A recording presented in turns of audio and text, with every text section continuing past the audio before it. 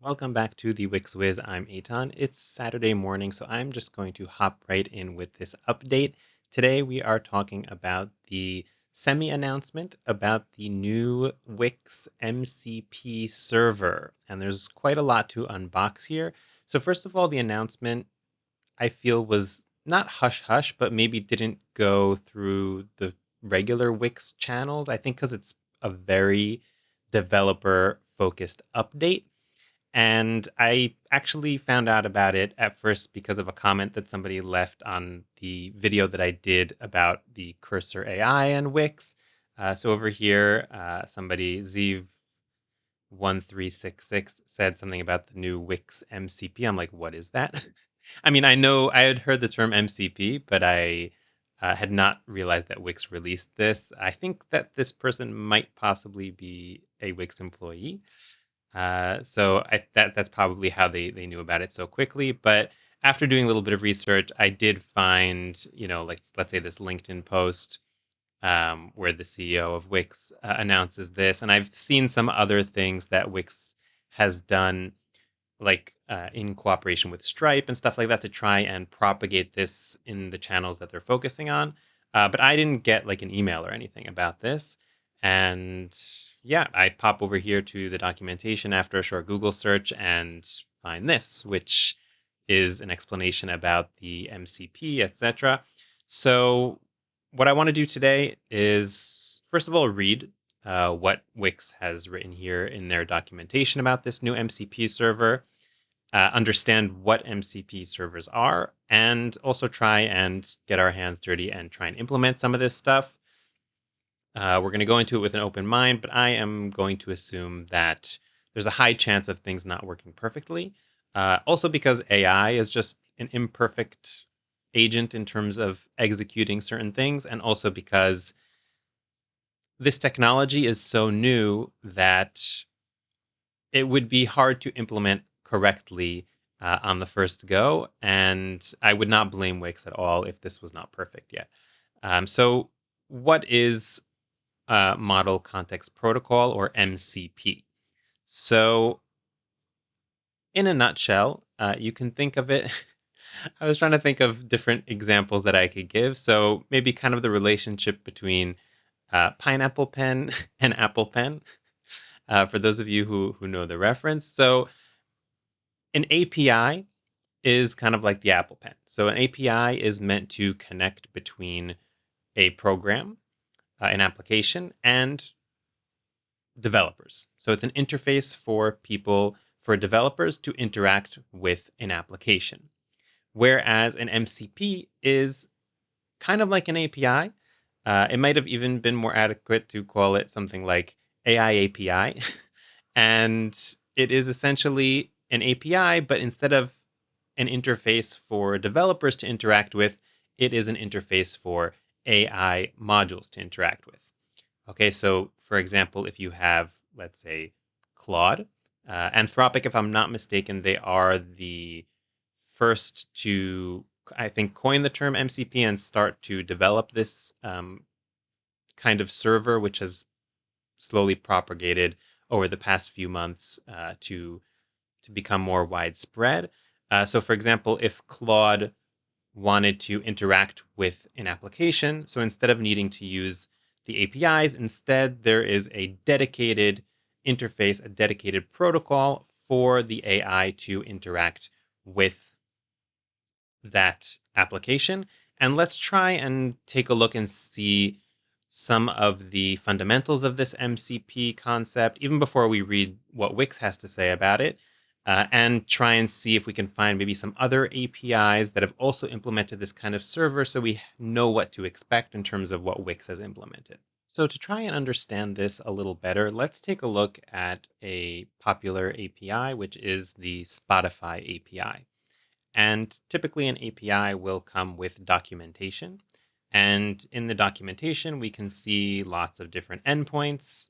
So, for example, here we have like album endpoint, and this is for getting albums. And this will typically work over HTTP. So, you send a certain request to the server to a certain endpoint, and you get back something, or you post and something happens on the application side. And the one thing that's important to note is that this documentation here that we're looking at is written for developers, for human beings. And the way that it's written and the way that it's supposed to be navigated and the way resources are supposed to be found and used is all oriented towards human beings. So when an LLM is trying to interact with this API, it might be able to do so, but it's not built for AI. When it comes to MCP, essentially what it does is it builds the same sort of interface, but with AI in mind. So let's take a look here at this GitHub project over here. I don't think this is an official Spotify MCP server. This is something that I think an indie developer or somebody set up, if I'm not mistaken. And essentially what it is, it's an MCP wrapper for the Spotify API. So the API requests that are being made by this server are the same ones that we just saw in the documentation, but essentially there's another layer in this server that translates between that and something that AI is expecting to interact with. And we'll talk about what those expectations are in a second. And essentially it's set up using some kind of configuration like this, with which indicates certain things about some basics about how to interact with the MCP server. And once this is set up, everything should theoretically be left to the AI. So it should be a rather simple setup. And then using just plain text prompts, like we're used to interacting with AI agents, we should be able to interact directly with Spotify. And if we take just like a peek here into the server itself that is set up, and I do not claim to be an expert in MCP. I think anybody who claims to be an expert in MCP doesn't really have a high standard of what an expert is, because it's just so new that even the people who are coming up with this stuff are new to it. So it's like really it's very imminent. It's very recent. So you can have a good general understanding, and I think if you're a developer to begin with, then you're at a good starting point for understanding what's going on here. But by no means, I don't think anybody can say that they're an expert at MCP, even if they've already developed their own server. So let me just take a look here. So here I see like the server itself. And what we can see here essentially is, so we can see here tools. Okay, that's a concept that's important when it comes to MCP. We can see here search. This is, if I'm not mistaken, how to like these are actually the classes that interact with the API itself. So this is kind of a lower level. Here we have this. This I think is the core. The core. This is the heart of the MCP server. So this is list prompts, list resources, list tools. Okay, so let's take a look here for a second. And I know I'm jumping around a little bit, but hopefully if we look at it from a bunch of different angles, it will kind of settle in. So if we take a look here, this is, I think, the most official documentation that exists about MCP servers and the MCP protocol. And you can see here that it lists that the MCP server can provide three main types of capabilities, and that's resources, tools, and prompts. So resources are file-like data that can be read by clients. So essentially, it could be some kind of documentation. It could be any kind of data, essentially, that you want the agent to be able to fetch and interact with. You could have tools, which are more like functions, so things that can do things. So for example, if I wanted to create a new playlist on Spotify, that would be, let's say, a tool. But if I wanted to get all the different playlists on Spotify, that might be a tool. It might be a resource. It's kind of borderline, at least in my understanding, but it could be that there are better definitions here. Prompts, and these are pre-written templates that help users accomplish specific tasks. So this to me is the least clear out of the three, and I definitely need to gain some more understanding of that. But you can see here that these three concepts are very clearly being outlined and used here inside of this MCP server itself. So we have here list prompts, list resources, list tools. And this is really how I see it, the heart of the MCP. And the primary difference between MCP and API is that MCPs follow a much more strict protocol of how they are written and what can be done with them.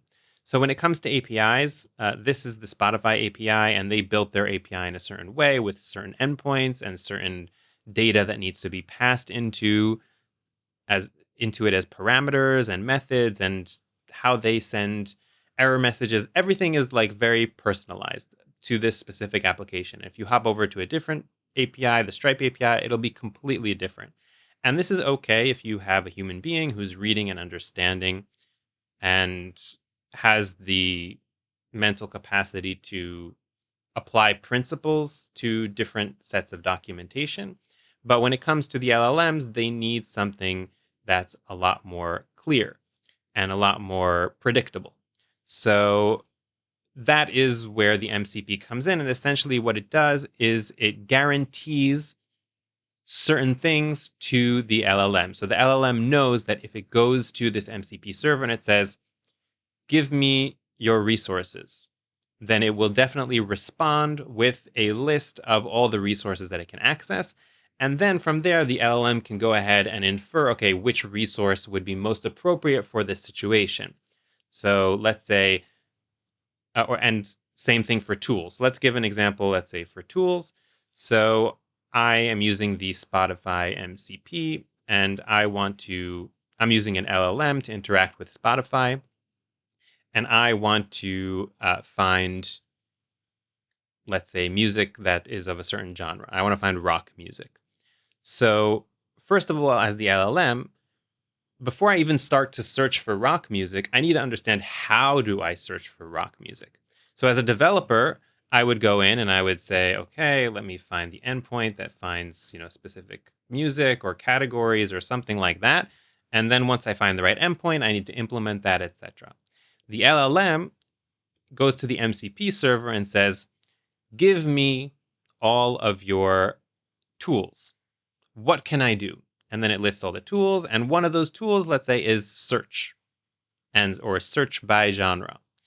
And then the LLM can make that logical jump and say, okay, I need to find music by a certain genre. I see a tool that's called search by genre or search. That's the tool I need to use. Then it goes a level further and it says, okay, I need to use the search tool. How do I use that tool, let's say? Then it gets instructions for how to use the tool, and then it can call that endpoint and everything, assuming that it has everything it needs, like an API key. That's specifically where I want to see how these things work more hands-on, because I'm interested to see how things like authentication work when it comes to interacting with these servers. Is the LLM is the chatbot going to ask me just to input an API key or to input a password or something like that to sign in? How does this whole process work? That's something that I am curious to see. But in a nutshell, or a very big nutshell, that's pretty much what MCP servers are. They are a wrapper. Typically, I think now mostly implemented as wrappers for APIs. It could be that in the future, there might be applications that are just MCP. They don't even have a way for humans to interact with them because it becomes so irrelevant. Who knows? But at the moment, it seems to be mostly implemented as wrappers for APIs. So now let's hop back to Wix and see what Wix has done and how this whole discussion over MCPs applies to what they've set up on the Wix MCP. Back here inside of the Wix documentation, I'm just going to give it a quick read. I might skip over some parts, but generally I'm going to try and dive in and give my 2 cents and thoughts based on what I'm reading over here. So the first article that we have is about the Wix MCP. And Wix now provides a model context protocol MCP server that allows you to work with Wix tools and services in your chosen AI client.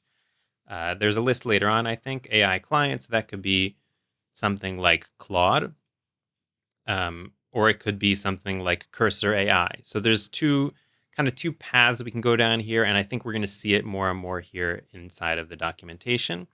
By configuring the Wix MCP server, You enable your client to search the Wix documentation, write code for the Wix platform, and make API calls on Wix sites. So here, really, that's like in layman's terms, the things that we saw inside of the MPC. Take a shot every time I say MPC instead of MCP. So this is really what we saw in the MCP documentation, but just in slightly more layman terms. So search the Wix documentation. That is roughly like resources. So the Wix documentation is a resource. So it can essentially search the entire documentation and read it like as in plain text, at least to my understanding. Write code for the Wix platform. This is kind of based on that documentation. This is not something that I see as a capability with regard to the MCP server, but rather a capability of AI models that interpret the documentation and instructions that they get from Wix. So this is not specific to MCP as I see it. Technically, models can already write code for Wix if you just give them the right instructions. And applying and make API calls on Wix sites. So this is kind of like the tools. Okay, this is the tool, so we can actually interact with Wix websites directly using the agent. Okay, and we'll see some more examples of that. This saves you time and effort of finding and applying information in the documentation yourself.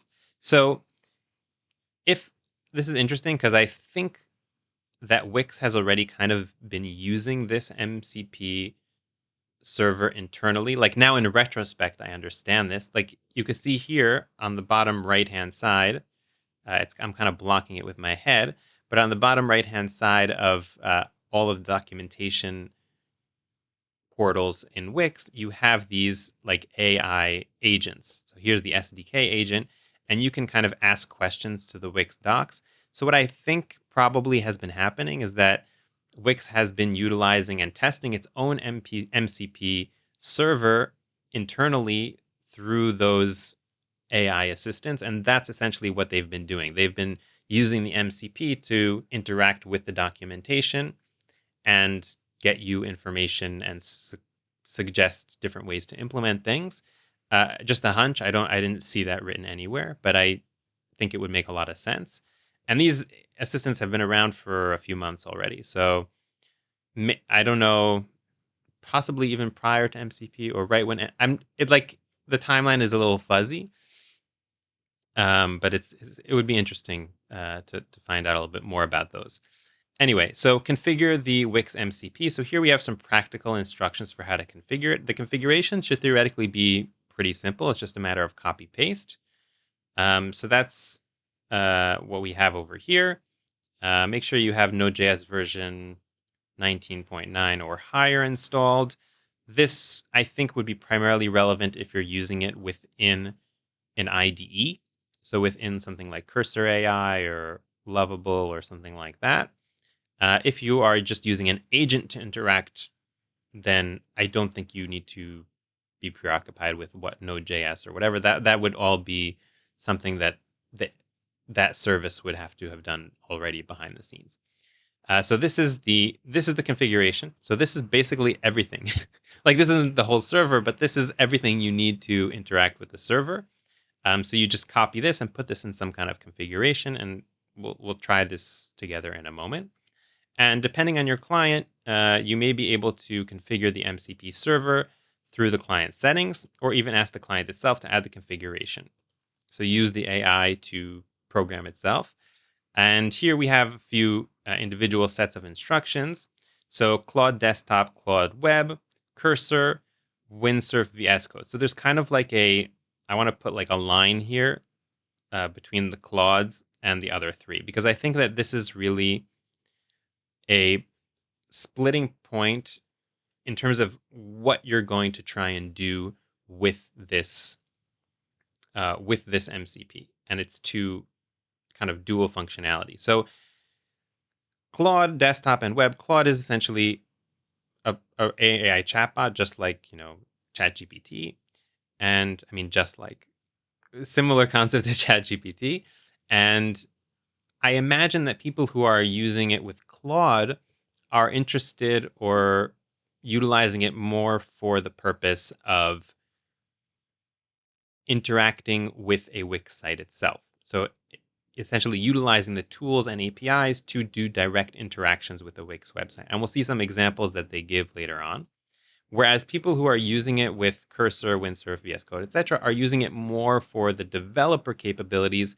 So essentially leveraging the Wix documentation uh, and the MCP server to essentially write better velo code or SDK code for something that they're developing for the Wix ecosystem, whether it's a Wix website or headless or apps or stuff like that. So that's kind of a split that I see here.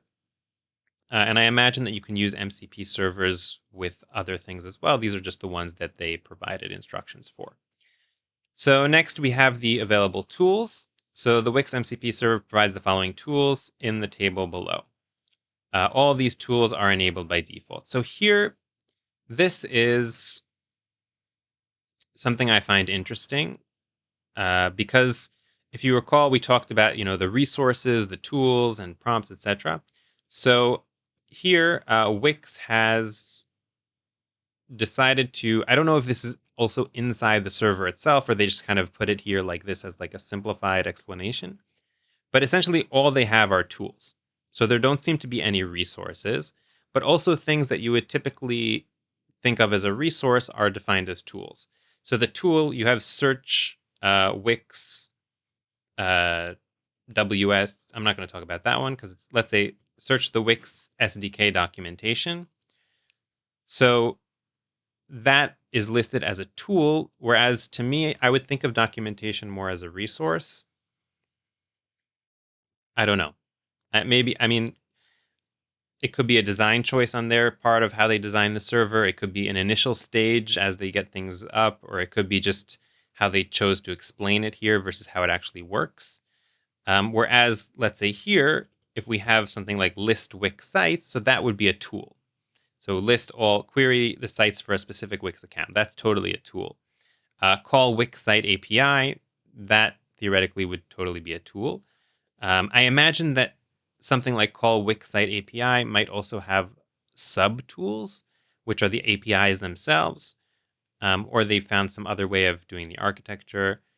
Yeah, this one's interesting. Support and feedback. I'm curious to see what that one does. But anyways, this is the list of tools that are available. And again, you as the developer or client or user of the AI don't necessarily need to. You don't need to like know the name of the tool. You don't need to tell the AI, or you shouldn't need to tell the AI, oh, use this specific tool. These are some.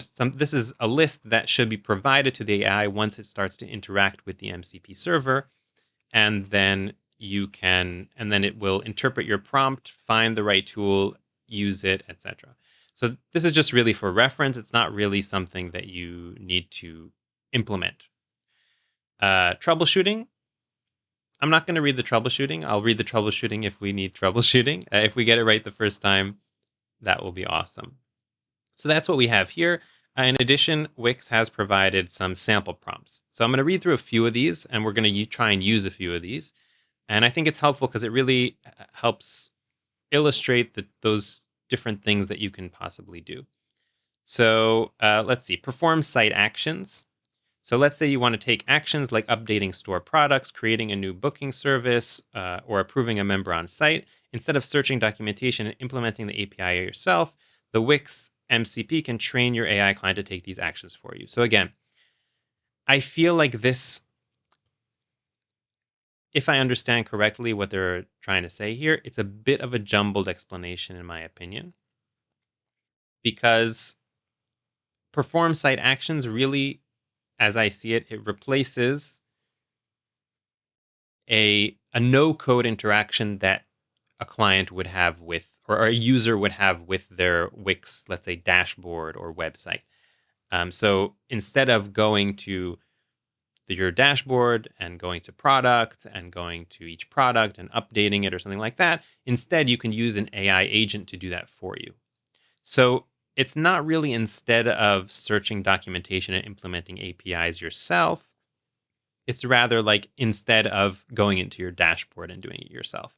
Like, I think that's a more accurate, if I understand this correctly, again, without having tried it yet, but if I understand this correctly, I think that that would be a more accurate description of what's actually going on here. Whereas instead of searching APIs and searching documentation and implementing APIs yourself, that would be an accurate description of what a developer might hope to get out of the MCP server when they're developing an application for Wix. So here's just an example. Apply a discount to your store's products. Apply a 15% discount to all products on the site Party Costume Store for 1 week starting today. Expected AI response. The AI client creates a coupon giving, so it actually creates the coupon in the dashboard. Okay. Create a new collection, etc., etc. And here is an example of prompts that I see more as for the developer.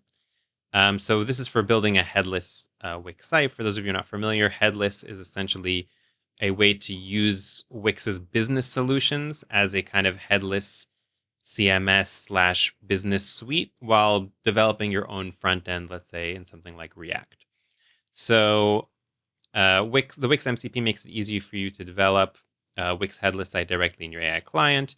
The MCP helps your client set up the headless project and update the project code to take actions on your site. So here it would actually be writing code, like let's say create a login page and authenticate with Wix. So I want to create a login page, authenticate it, a new login page called login.tsx, etc. And the AI client creates. So here the AI would actually be writing code to develop, a front end and a back end that would interact with Wix APIs.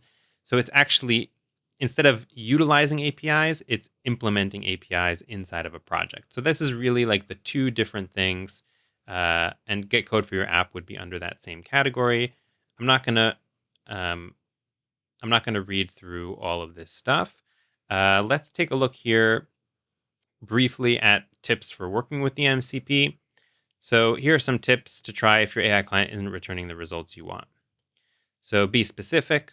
When you write prompts for the AI client using the Wix MCP, the more specific the request is, the more likely it is that the result will be helpful and correct. Okay, so that's, I think, a general rule for working with AI. If you're vague, then expect interesting results. And the more clear you are, the better. And here they give a few examples. So I don't want to read through all of this now because I want to actually hop in and get my hands dirty already because I've been talking for a while. But I will pop back to this if we do have issues. And I do encourage you to read it if you're planning on using the MCP. Switching your model. Okay, this would not be possible if we're using something like Claude because Claude only uses the Anthropic models. But if you're using something like Cursor or something like that, you could theoretically choose the model you want to work with. Disable auto run mode. So depending on the prompt you give it, your AI client may make changes to your local code files or live site. To prevent the client from making unwanted changes, considering disable auto run mode in the client settings. Okay, this could actually be important because this is like to prevent your AI agent from running amok and just kind of doing whatever it wants. And this is a really interesting vulnerability of this whole concept of MCP servers, that we're essentially giving AI all the tools, and are we making sure that they're actually doing what we want? So seems to be there's an implied ability here of agents that are meant to interact with the MCP servers that you can choose if you want to actually do things, or you want to just find out how to do things, or you want some kind of like approval step. And I've seen that like using Cursor AI, that you have different modes. So you have an ask mode where you can just like ask questions and get answers, but the agent won't actually do anything. And you have agent mode where the agent can actually make changes to your code files, but it will ask you to do certain things like if it wants to run something in your terminal or something like that. So I think that's what it's referring to. Use templates. In particular, if you're building an app or a headless site, we recommend starting your project from one of our app or headless templates. Then you could return to your IDE and use the MCP. This gives the AI client more context. Okay, interesting. I don't know if we'll get to that today, but I am ready to give this a try. So let's hop in and see what this MCP server can actually do. Here I am inside of the Claude Desktop application. I'm choosing to use the desktop application because I think that it's just a little easier to implement MCP with it from just brief reading around. Theoretically, you should be able to do it with Claude Web as well. And it's very easy to download. Just go to their site, download it, you're done, log in. And we're ready to implement the MCP server. So what I need to do is go over here on the top left and where it says File, and then here under Settings. And I actually found this just myself. Like I didn't even have to do research. It was pretty straightforward. So here under Settings, we have this developer part, which is the MCP. Claude can receive information like prompts and attachments from specialized servers using Model Context Protocol. Learn more. No. So either edit config or get started. Here I'm not sure exactly. Okay, get started will take you to a page which explains things. So instead, what I'm going to do is I'm going to edit config. And okay, so it opened up my file system, which is not exactly what I was expecting. Let's go over here into the config, and then it opened that with Visual Studio Code. Maybe I should have read the, okay, so here's the config. As you can see, I'm doing this for the first time.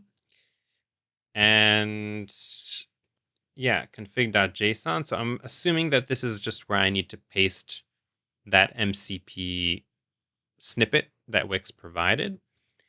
So let me just, I'm going to actually peek at that documentation that they had over here. Let's see if it actually explains anything.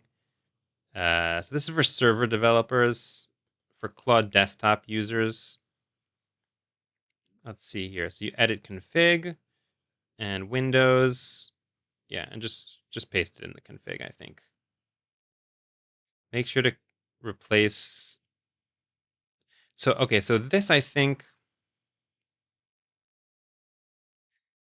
that they are assuming here that we want to give the Claude Desktop the ability to interact with our own computer.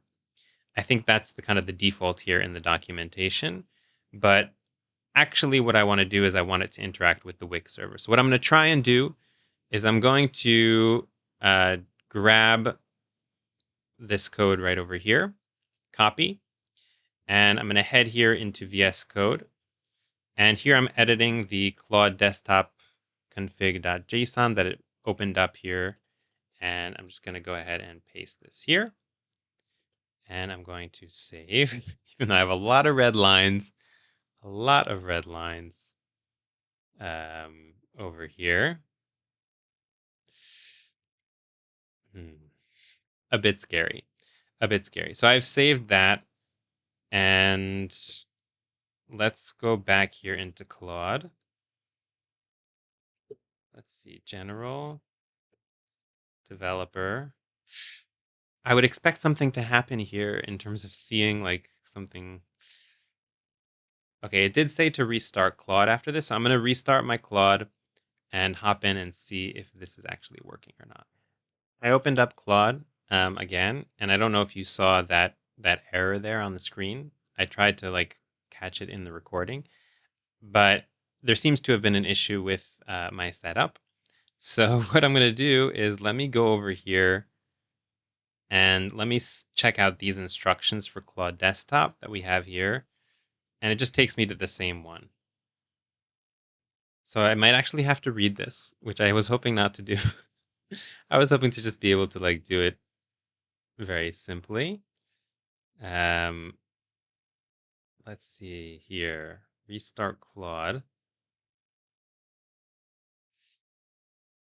Man. Okay. I'm gonna try and figure this out, and then I'm gonna hop back on, hopefully with some insights. I'm back, and I think I have an answer. So I actually used Claude because I was already here. So I just gave it all the information, the error message, and essentially it told me that there was a problem with the JSON structure. It gave me this JSON over here, which when I copy it and I go back here to the config file and I just paste it right over here. So I see it's not getting any of the errors, but to me, to the naked human eye, it looks identical to what I have here and what I copied from Wix. But sometimes there are these hidden characters and stuff like that that can mess with stuff that you copy and paste from places. So that's what I think is happening here. So if I just go ahead and get rid of this, and then here we have this JSON here that Claude provided, which again, syntactically, it looks exactly the same, but it just, I guess, it doesn't have those hidden characters or whatnot that was there, and were causing that issue. So that's one thing to look out for as you're doing this. I haven't confirmed that this is working yet, but assuming that this is going to work, just note that if you copy and paste it directly from the Wix documentation, that is something that you might come across. So that's already a first hurdle that we're crossing together. And I'm just going to go ahead. I'm going to save this. I'm going to reload Claude now, and let's see if this actually took effect. I've restarted Claude, and I'm not getting an error message, which is a positive. It means we're going in a positive direction, but I also don't see that kind of tools icon that it said that I would see here inside of the Claude documentation. So it said that after restarting Claude, I would see this kind of hammer icon here, which indicates which tools are available. So I don't see that. I don't know. It's hard to know if this is something that you should see only in specific cases. It might have to do with how a specific server is built. But it does kind of worry me a little bit. So I do want to try and do some troubleshooting. So if I just go over here to the Wix documentation, we got to do troubleshooting, which I skipped. But check IDE logs, check if an error related to the package manager. Didn't see anything like that. Check that you enter the NPX arguments correctly in the configuration. I think I did. Full path to node. That's something possibly to look into. Restart the IDE. We did that. So let's try this. This is what I want to try, to run the MCP server directly in the command line. So let's go ahead and try and do that. Oh, but how can I do that? How could I do that in Claude? I guess, let's see. I would know how to do that in IDE. I guess I could just do it inside of my Windows command line. I'm a little reluctant to do that. Maybe I should have started with the maybe I should have started with the cursor AI. What's this MCP debugging guide? Yeah, that's just the same thing. Okay, so let's see. Click this icon. I don't even see these icons, which is a bit of a bummer. Let me see over here.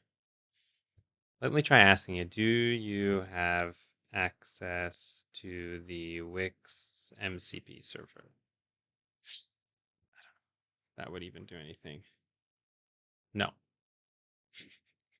It claims it doesn't.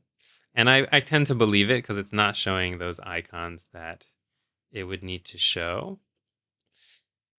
Ah, it's it's always challenging to test out these very, very new things because when you're testing out something that's been well used by other, or trying to implement something that's been implemented many times, then you're quite confident that if something goes wrong, then it's your fault. But in scenarios like this, it could so easily just be something that's not my fault or our fault. Um, yeah, interesting. So what I'm gonna do,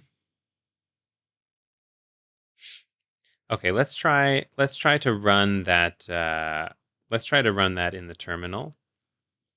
So I'm gonna let's open up the command prompt, and let's head over here back to our Wix documentation here. Let's try this. Let's try running this in the command prompt. Let me. What I'll do is I'm gonna cd desktop, and then I'm gonna cd into a file that I created already, Wix MCP, and I'm gonna run it over here. And let's see what happens here in terms of setting that up.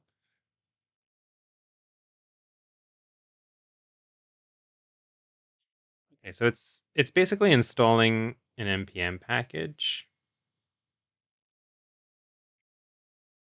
Ooh, interesting. Let's see here. Okay, authorize. Okay, awesome. So that seemed to work, which gives me confidence that something that the server itself somehow kind of works. I don't know what I can do here now in the command line after connecting to that server, because it's not like this is an LLM or anything like that. But I'm guessing that what's supposed to happen is that when, let's say, Claude starts up, it's supposed to run, that node command, the npx, and to download whatever it downloaded here, and then to have those capabilities within Claude, which it didn't seem to have done. It could be. Let me try poking around a little bit more by myself, and hopefully I'll come back with something interesting. If not, I'm going to skip over to cursor, and then I have a little more confidence in it working over there. If it does not, yeah, and but let's try again with Claude. I'm going to try, and if we get it to work, awesome. If not, we'll skip over to cursor. I'm back, and I have some good news to share. So before I share the news, I just want to go and through the steps that I kind of took to get to this point, because I'm actually not 100% sure what did the trick, but I'll share everything that I did so that if you encounter the same problem, you could just run through the same steps and hopefully get to the same result. So first of all, I took a step back, and even though I'm like 99.999% sure that I have Node on the computer because I develop all the time and Node is pretty much like a must-have, I did go into the command prompt and just run node version like that, just to make sure that I have Node installed and at a version higher than the one that was required. So if you don't have Node, if you're not usually developing on your PC, then you that would be something that you would need to do in order for this to work. So just double check that for yourself as well. After that, what I did is I went over here, and inside of View, there is also this kind of reload option. So what I had been doing is trying to like close the application and open it again, hoping that that's what they meant by reload. So I tried to hit this reload, and it took a really long time, and that did not help. just just to share that. So that didn't work either. So at first I was like, okay, maybe I should restart my laptop because that might do the trick. But before I did that, I just wanted to try one more thing because restarting your laptop is a pain. So what I did is I, did Control Alt Delete, went to the Task Manager, and I noticed that even when I close the Claude window, Claude is still running in the background. So what I did is I killed that. I completely did, like the end task, classic end task, when something's not working, end task, and killed Claude, and then reopened it. And very excitingly, over here, I now see this. Okay, add from Wix MCP remote. So again, this is not exactly the icon that they said I would see. Maybe that's kind of after I haven't continued without you, so I don't know what's going to happen next.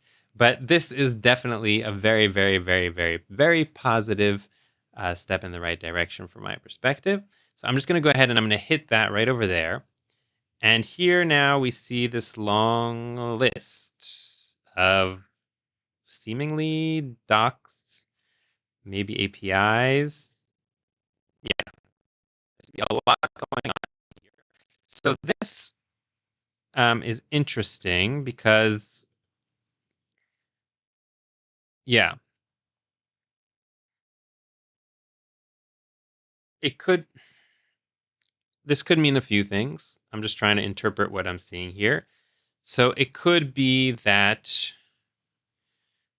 something in the config on the Wix side of the server is not what Claude is expecting, so it doesn't really know kind of how to interpret it and how to set it up. It could be it's just like this is just resources and it's not the tools. I'm not sure, but it's not exactly what I would expect, and I don't think it's exactly something isn't quite right. I don't know where it's not quite right. But let me just try and see. Let me just try and click on one of these. So let's just click on one of these resources just like that. Okay, so it just kind of added the file in.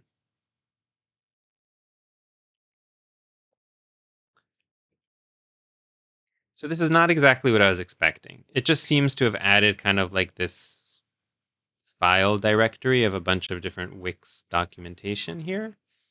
Yeah, I would not call this like a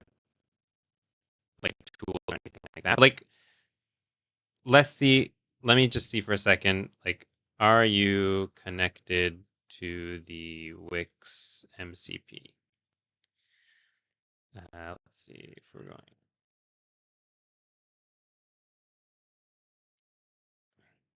Okay, it's thinking. Okay, it can do these things. Search Wix documentation, etc. Cool. So, okay, let's say I want to create a new Wix website. Let's see what happens here. Okay. Whoa. Things are happening. This is pretty cool. Um, okay, let's see. I'm gonna just go and allow once at a time. That's the extent to which I trust this thing. So I'm just gonna go here, allow once. And let's see what happens. I see you have several existing Wix sites. Okay, so now it's telling me, you can see here it's telling me which tool it wants to use. So it wants to use search Wix REST documentation. So I'm going to allow once. And it's looking for the create site API. Now, I think I've noticed that it hasn't asked me to authenticate myself yet. This could be because of that I ran the server already in the command line and I did the authentication there, that I'm already somehow authenticated on this computer. I don't understand enough about that authentication process to know. It could be the authentication will come later on, but that's kind of the thought I'm having here because it's kind of weird to me. Like I would think like create a new site. Okay, first thing, let's authenticate. Let's see who you are. But maybe it'll come later on. Let's see. Read full docs article. Allow once. Let's see. Let's see. Great. Now I have the information I need to help you create a new Wix website. First, I'll need to know what type of website you'd like to create. 1. Blank site. Service-oriented site. Online store. Beauty-related site. Headless site. Let's create an online store. This is actually pretty fun. Nothing happened yet. Like nothing actually happened yet, but let's see. I'll create a new online store website for you. Awesome. Manage Wix site. Allow once.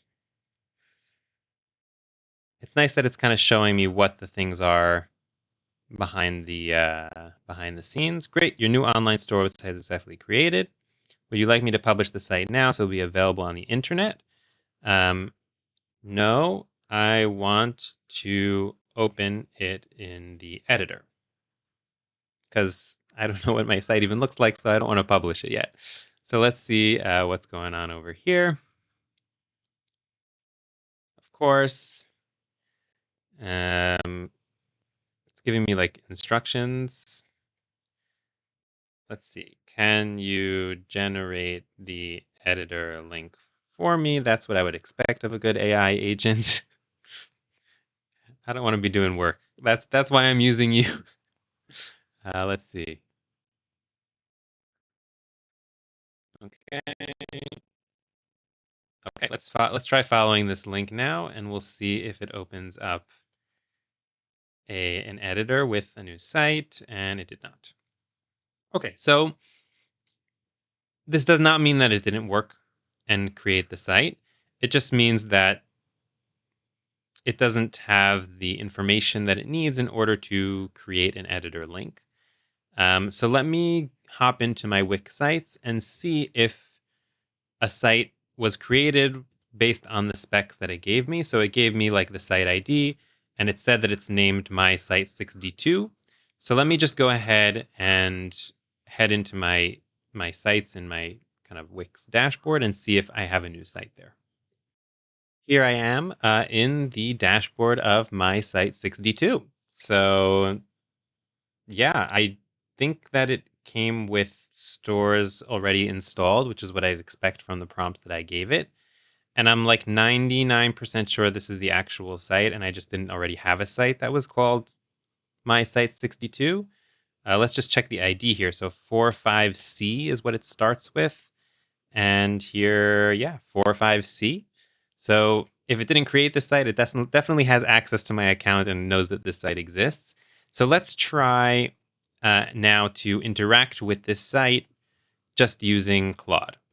I mean, this is really exciting for me. I think this is awesome, really, really, really cool. So let's go ahead and try and change the name of the site. So change the name of the site to the best store ever. Let's see if that works. Okay, so it's going to change it from that to that. It's going to look at the documentation. And let's see, it's taking a little while there. Okay. I'm starting to trust it. So I'm giving it I'm giving it permissions a little more lightly. So it's looking now in the documentation for an API that's going to change the site name. And let's see, I don't think it found anything specifically for that. So it's trying to look for some other kind of API. So, and here it's using, important to know that it's using the REST documentation. So it's not really the SDK. It's the direct, whoops. Uh-oh. Okay. Let's see. Claude hit the maximum length for this conversation. Please start a new conversation to continue chatting with Claude. That's not good. Or upgrade my plan. That's a bummer because I was really starting to have fun. But let's start a new chat and let's see how hard it will be. Seems I'm out of messages until 5 p.m., but I don't want to wait until 5 p.m. So let's pause with Claude at the moment because I'm not going to upgrade just for this. But I want to hop over to Cursor now. It's possible we could do a lot of the things that we were doing here through Cursor as well. But we can also have a chance to explore some of the other aspects of building, let's say, something like a headless or an app for Wix using the MCP server. Before we do the setup, so this is Cursor. I actually have another video that I showed you in the beginning of this video where I tried to use this AI-driven IDE in order to build or to code for a Wix website prior to the whole MCP server option. So that's essentially what this is, an IDE, and on the side here you have this chat, which is a chat with an AI that can act as an agent or just as kind of a regular chatbot that can assist you with editing your code or just suggesting things to do with your code, etc. So that's essentially what we have here in terms of what Cursor is. And here we have the instructions for how to set up MCP servers for Cursor. So it seems like what we need to do is to just ask it to set it up, if I understand it correctly. Yeah. I don't think that there's like a settings or something like that. And it could be it's already set up because the file that I have open here inside of cursor is actually that Wix MCP file that I was using, folder, sorry, that I was using earlier when I ran the command line. So yeah, let's just try it out. So I'm going to go ahead again to the Wix docs, and I'm just going to copy this.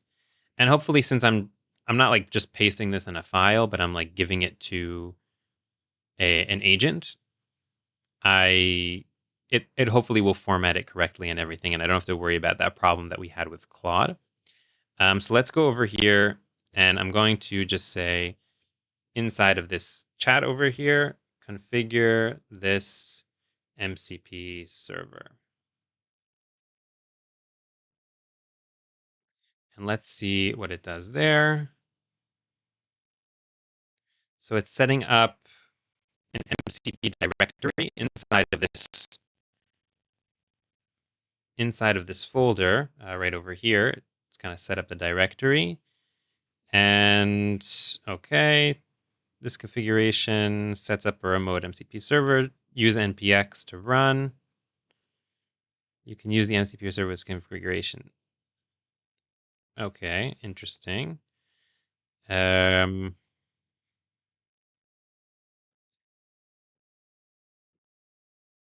I don't see anything that's changed in terms of the bot yet. So there's something here that's not 100% set up yet.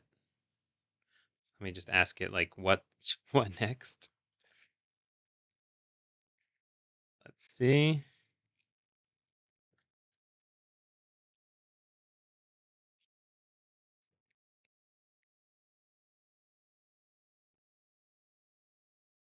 Okay, package.json, sure. npm install, okay.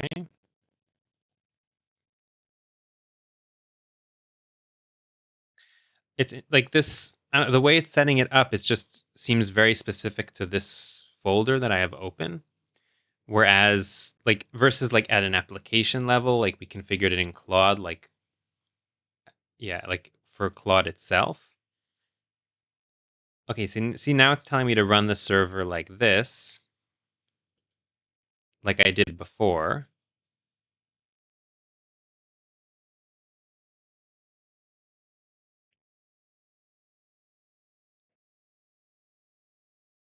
It could be it's misunderstanding what I wanted. It could be things I just like it doesn't understand that I want to set up cursor to use it. This is very interesting. Like my goal is to get to this point. So just to show you here, project configuration. Oh, so here it says for tools specific to a project, create .cursor/mcp.json in your project directory. For global configuration, create a something cursor.mcp file in your home directory. Okay. That's what it seems to not have done. So let me try this. Let me just try project configuration for now because I think it'll be a little more simple. So it seems like it set it up. No. Okay. It did not set it up the way I think it should have set it up. So let's try. So it needs to be cursor. And then inside of cursor, we need to have a file that's called .mcp.json. And then that is where this needs to go. Okay. Save that. And I don't think we needed all this. I'm going to get rid of this file, this folder, if I can. And whatever, we can leave that for now. Let's see now if I might need to restart cursor, kind of like we did with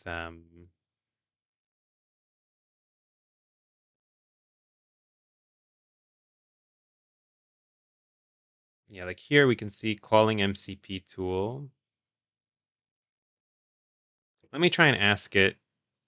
Let me ask it if it has access to. I'm going to go to ask mode, and I'm going to say, do you have access? Do you have access to the Wix MCP?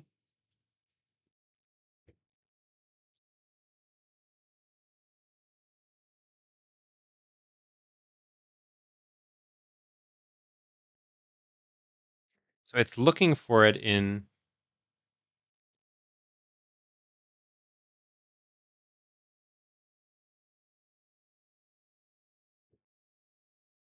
Oh, whoops! It shouldn't be. I think I misnamed this here. I wrote .mcp.json. I think it should probably just be mcp.json. So that's one thing I just noticed. Typos. Define MCP servers that are only available in a specific project. The composer agent will automatically use any MCP tools that are listed under available tools on the MCP settings page if it determines them to be relevant. Where is the MCP settings page? Let's see.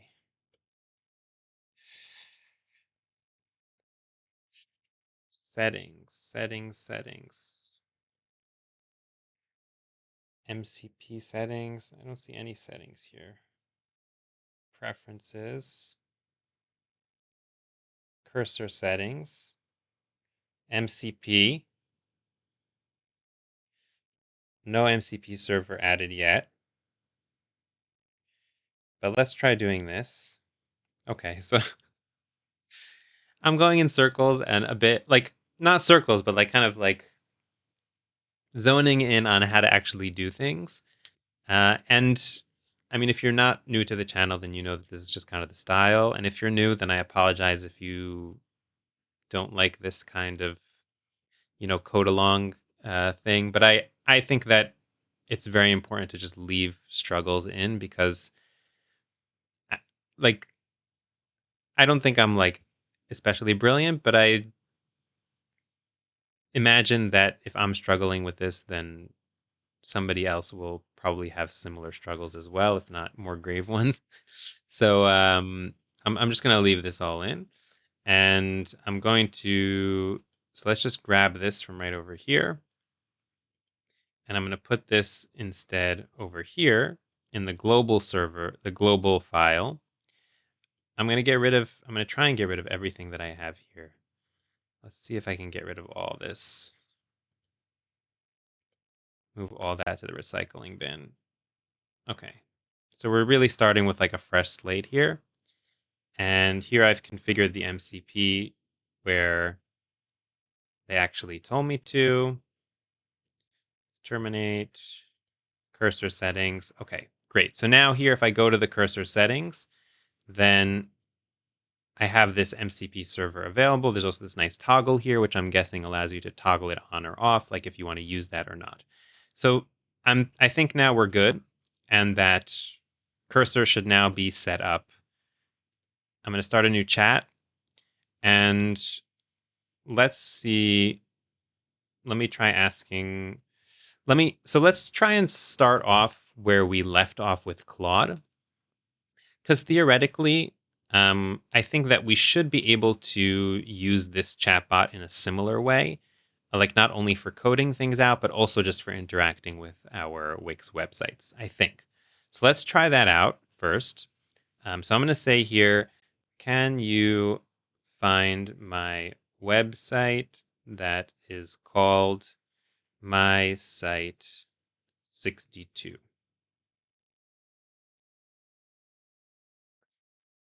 So it's calling an MCP tool of list Wix sites. And here I have something similar to what we had in Claude, where it's like kind of asking for permission. So I'm going to run the tool, and it's calling the MCP tool, and it found the website. Okay, so now it's asking what do I want to do next. So I want to try changing the name. So we're just going to pick up where we left off with Claude, because I do want to experiment a little more with the capabilities of just interacting as like a no-code user. Okay, because like everything, like the setup of the MCP server was a bit technical, but imagine now that like I provided a chatbot to someone with the MCP server already installed. Theoretically, this is all no code. This is not something that you need to be a developer in order to interact with. So let's try change the name of the site to the best store ever. I don't know if I can have an exclamation mark. So let's just leave it at that. And let's see. So it's trying to run another tool here. So I'm going to allow it to run the tool. And it's running another tool. Let's see if there are any details here. Okay, yeah. So we could see here like the search term. So update site name. And I don't know if it found this. So update site property. So it's kind of the same thing Claude was struggling with in terms of finding that right tool in order to find the documentation. So it seems to have found a doc here. Site properties. Okay, so let's run that. And okay. And now it wants to read the full method schema. Okay. And now it's going to call the Wix site API. Okay, and it says that my site has been successfully changed. So let's now verify that over here. So I'm going to go back to my Wix site and let's go home. And moment of truth. The best store ever. Okay, so this is pretty cool. I mean, this is pretty cool. I'm trying to think of some other things that we can do. Let's check out the sample prompts that Wix gives and see if we can find anything interesting. So creating a coupon, that could be fun. Create a new data collection on your site. This could also be cool because it could really like leverage AI for creating the collections and setting up the data, which could be really cool. Adding staff members to your business. Let's see. I'm really like I'm getting excited here about all the stuff that we can do. So let's try creating some collections because that's something that's nice and generic. So let's go ahead and create a collection. What should our collection be? So let's say we want to create a collection of, I don't know. I always usually go for like real estate properties. I feel it's like starting to get a little boring. So let's try and make like a collection of cars. So add a CMS collection. Not, I mean, cars are also to. Let's try something else completely. To my website with Muppets data. Include names, date of birth. Let's say color. I don't know. Color doesn't make so much sense. I was thinking for a second Sesame Street, where they're like a little more colored and stuff like that. Let's say, you know, tagline and most famous movie or something. I don't know, something like that. I'm a little rusty on the Muppets. And populate it with relevant data. Okay, let's see what it does here. So that last one overwhelmed my computer a little bit, so kind of jumping forward here to the end of the process. You can see here that Wix, the the AI had to interact with the MCP server several different times, and that's because really there's a bunch of different things happening here. So we had to also create a collection and also create the items. So you can see here that like the Wix call Wix site API was called twice. So like once in order to create a collection, and then it was called again in order to insert the different items. So bulk insert of items. So it it can do something that's a complex operation that takes more than 2 API calls and stuff like that, which is great. And it's claiming here that it created the CMS collection called Muppets, etc. So let's go ahead to the site itself, and let's see what happened here. So here I am in the dashboard, and here we can see that we have the Muppets collection. I'm just going to go over here into the collection itself, and it has 5 different Muppets here with the name, date of birth, tagline. It's not easy being green, and most famous movie, Muppet movie, etc. So I have to say that I am very, very, very pleasantly surprised. Like, this is really awesome. Like, I mean, like, my mind is just like racing now with like different possibilities here in terms of um what like what you can do. Like, think that you can just make like a whole to-do list of things that you want to do on your site, and like just put it here in the AI and hope that I mean, it seems to do what you want. So it could really theoretically speed things up. I definitely think the verification stage is important, like going and checking, making sure it's doing what you want, still having that human touch in terms of, seeing what's going on.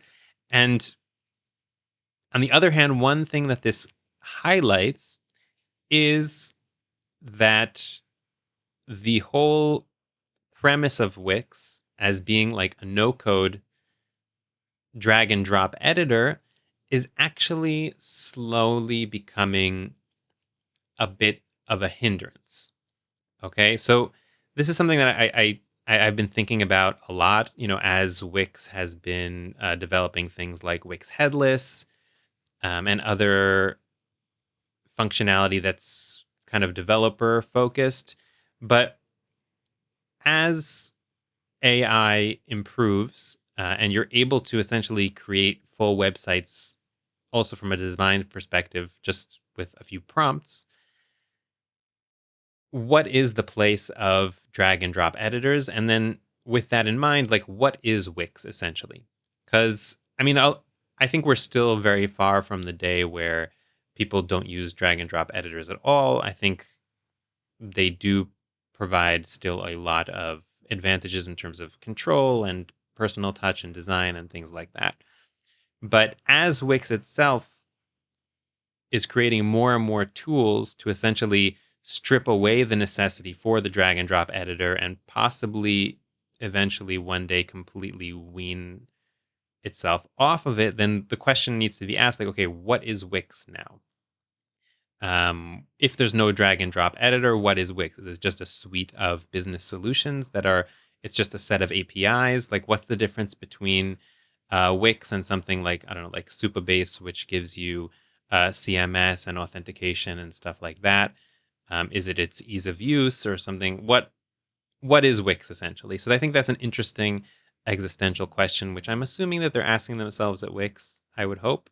And it just really, I think this really highlights that aspect. So like I mean, not only Wix, but all drag and drop editors must be going through a similar kind of existential, I don't want to say crisis, but definitely thought process. So yeah, that was really, really interesting. And what I want to do now is to explore the more developer side of this. So until now, we've been interacting with the MCP server pretty much just as a no code user. So, I mean, again, the initial MCP setup was a little technical, but beyond that, it was just telling AI what to do and checking that it did it. There was no coding going on here. All the code was being done and executed by the AI agent. But now what I want to do is see, okay, how can I as a developer now develop for Wix using these MCP servers? So let's hop in and see what we can do with that. There are many different options for what we can explore here. We can explore creating apps like using the Wix CLI for Wix websites. We could possibly write some code that would even be put manually into a Wix website or into a Wix block or something like that. And another thing we could do is explore headless. And that's the path that I want to take because I think it's the option that will give the most flexibility and capability to our AI agent. And it shouldn't theoretically require almost any intervention, any human intervention or intermediary steps. So let's try and leverage the site that we already created, our online shop with a Muppets collection. And let's start off by creating like a simple landing page with, let's say, search functionality for our Muppets collection. And we're going to utilize headless to do it. So we're not going to be building this on a Wix website using the drag and drop editor, but rather we're going to use whatever, probably it'll be end up being React. It could also be any framework, but just to build a front end and a back end that will interact our um, with our Wix website through headless. So let's go over here back into cursor. And I'm going to say I want to turn my Wix website into a headless project and build a front end that will interact with the Muppets collection, allowing users to view and search the data. And so I started a new chat here. So I'm curious to see if it might not know which Wix website I'm referring to. So I'm just going to add here my Wix website, the best store ever. And I'm assuming that if it didn't know which site, it would give you a list of your sites so you could pick one out of the list. But I don't want to do that step. I want it to just know which site we're talking about to begin with. So let's go ahead and shoot this off and see what's going on here. So it's calling the list Wix sites tool, or it wants to at least. It's waiting for my permission. And it found, could not find the best store ever. It could be that it just didn't update the name yet. I'll tell it that it used to be called My Site 62. Sometimes there's just like a lag in terms of where things are updated in Wix, so that might just be like I've seen that also if you do it manually. Sometimes it takes time for it to update inside of the directory itself. So let's see if it manages to find it now. Okay, so I think it did manage to find it because it's moving on to the next thing. It's searching the headless documentation. And let's see. So enable headless mode. Okay, would you like a detailed step-by-step instructions for each part, or do you want to start with a specific step? So I want you to do everything. You to do everything step by step. Okay, let's see. Let me know when you... No. It's telling me to do things. I don't want to do things. Um, can you... Let's start with this. Can you enable headless?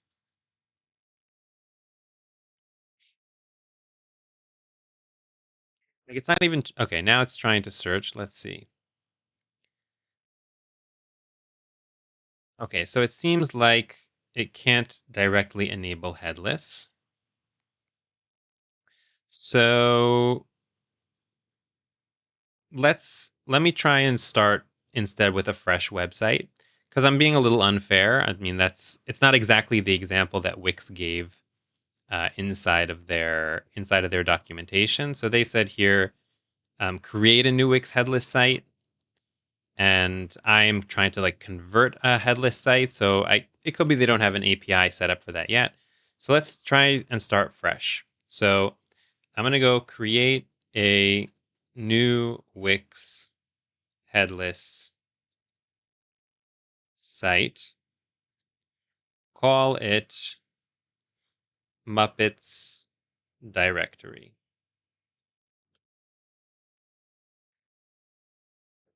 So let's go ahead and run all these tools.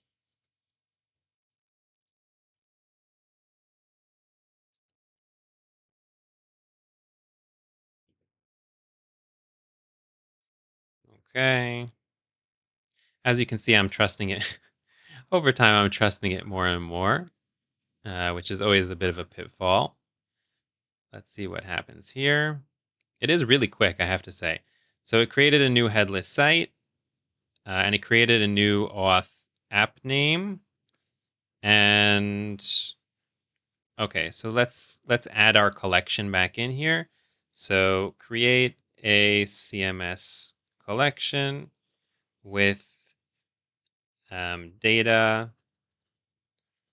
about 50 Muppets. Think,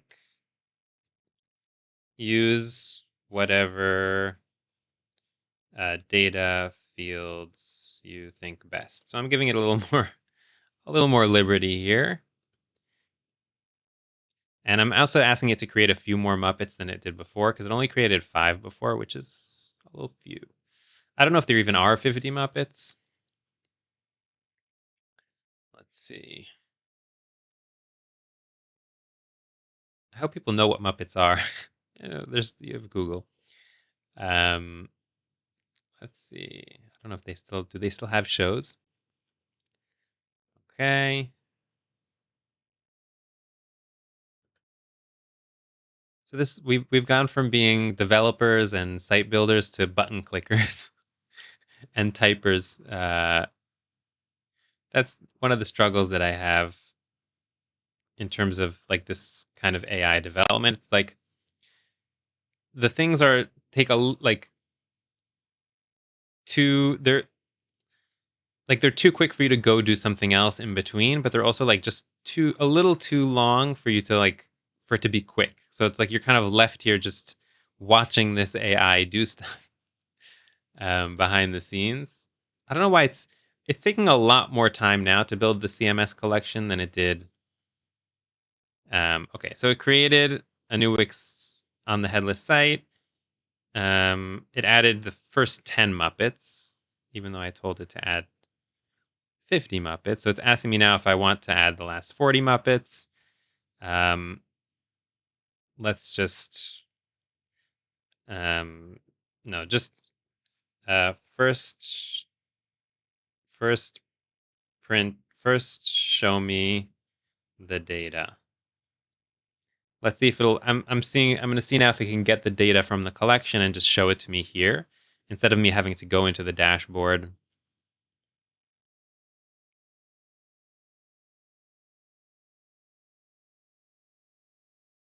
Let's see.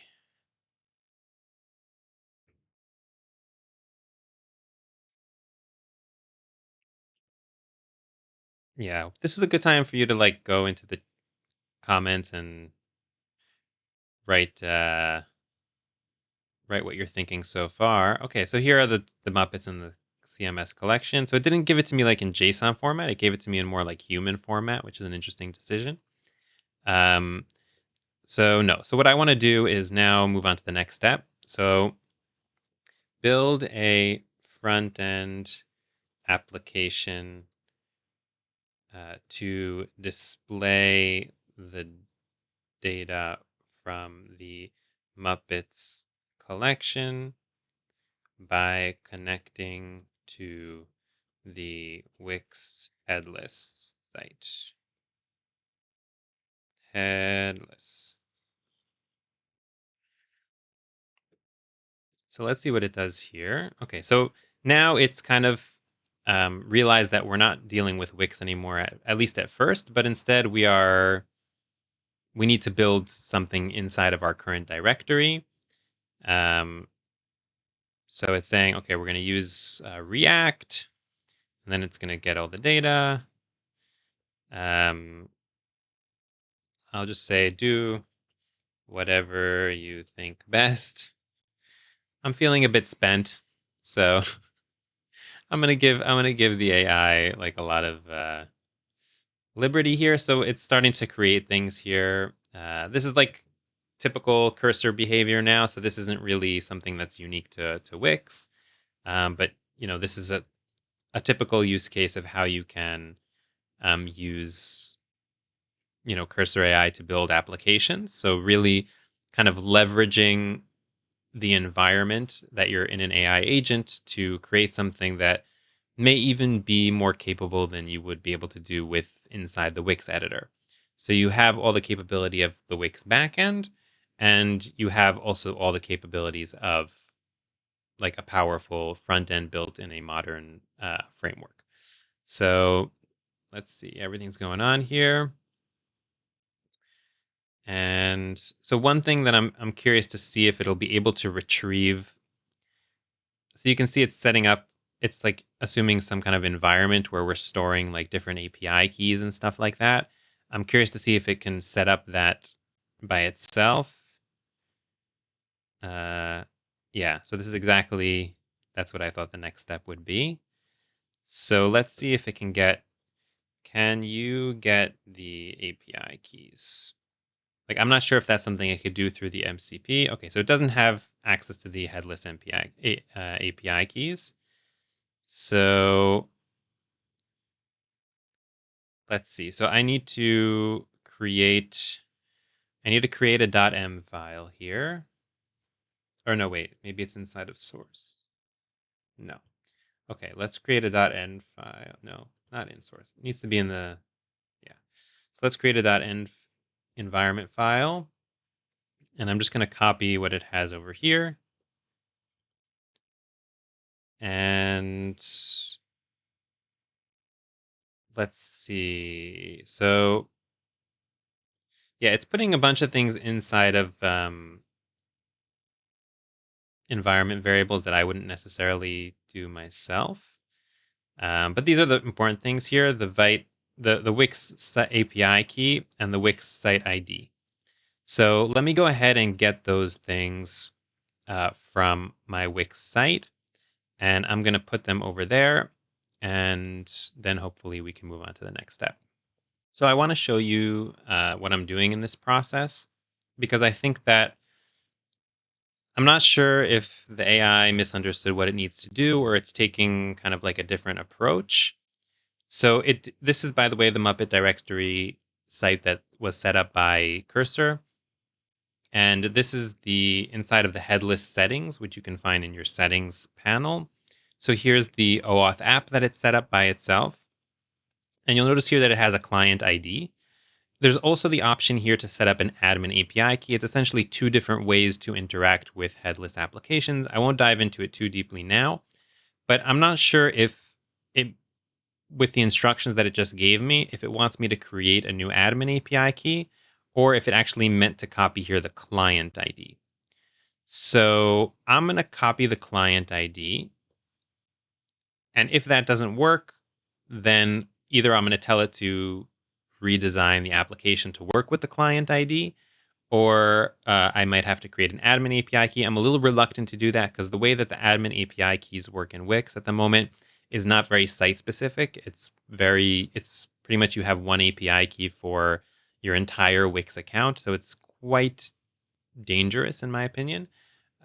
So that's why I'm going to stick here I'm going to try and use this client ID option here, which still should allow people to view data from my site as long as the data is has public permissions on it and doesn't require login or anything like that. So let me go ahead and grab this client ID, and I'm going to head back into Cursor, and I'm just going to put this client ID right over here where it says API key. And I'm going to grab my site ID, which should be this if I'm not mistaken. So this, what you see up here in the URL, I'm just going to grab that, and I'm going to put that, wrong window, I'm going to put that right over here.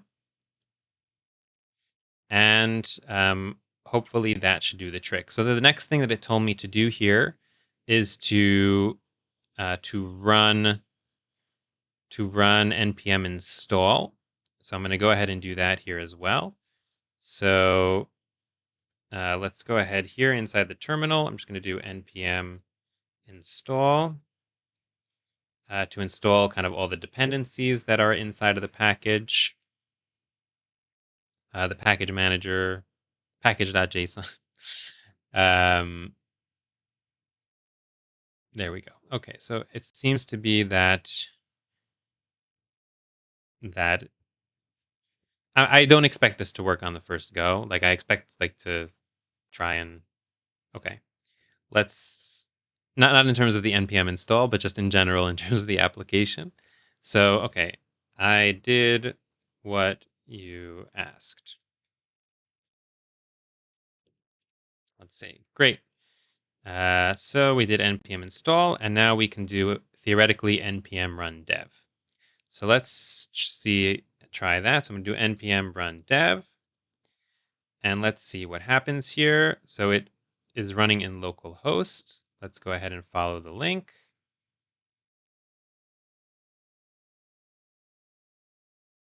It's not letting me follow the link. There we go.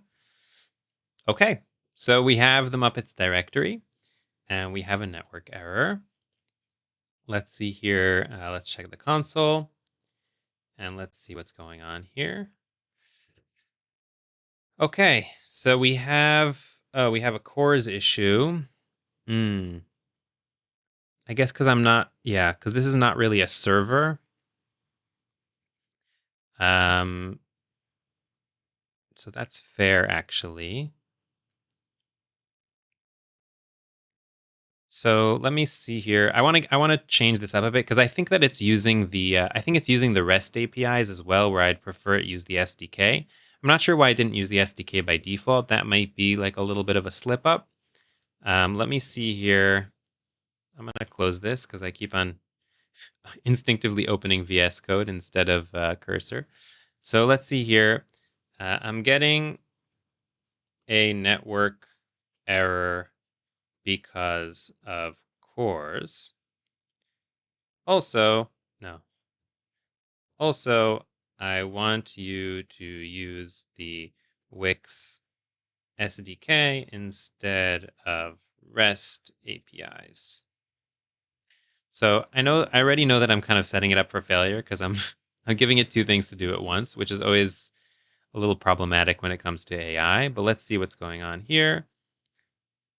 So I think it's doing the second thing that I asked for. So it's reading the SDK documentation. And let's see what's going on here now. Okay. So yeah, so here now it's using the client ID like I wanted it to. So this is kind of the direction that I was trying to push it into. And so again, this is kind of related to the fact that I, I wouldn't say I'm an expert in headless or implementing the SDK in external applications, but I do have some experience, so I can kind of, and I'm saying this before it's even working. So let's hope that this actually helped us. But I can kind of intuit what direction I want the AI to go in and guide it. But if you had zero experience, then I think that it might take you a little longer to get to some of these points that I'm getting to. So let's go ahead here. Next steps: update the code base. Update the code base. The client ID is already in the end file under API key. Let's see if it understood. Okay, so it's making the changes to utilize the client approach for authentication instead of the client ID is read from your existing environment variables. Let me just see what it did here. Okay, so so it didn't change the end file like I expected, but it just kind of assumes that the API key is the um, API URL to API key. Okay, it took like a weird approach here editing. I don't know.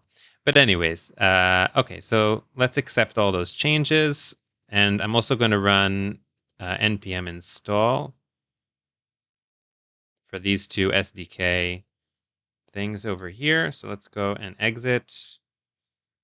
And I'm going to run. So we need to install the SDK because it's essentially an NPM package, just like any other package.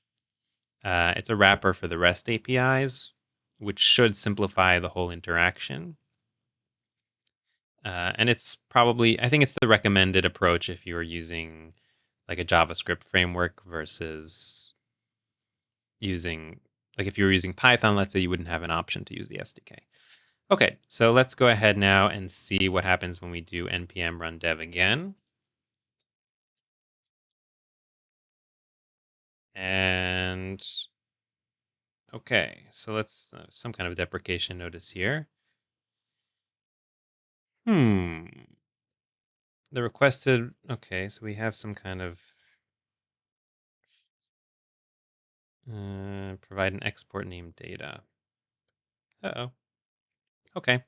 I'm going to give it this error and see what it does with it. So I got this error in the console.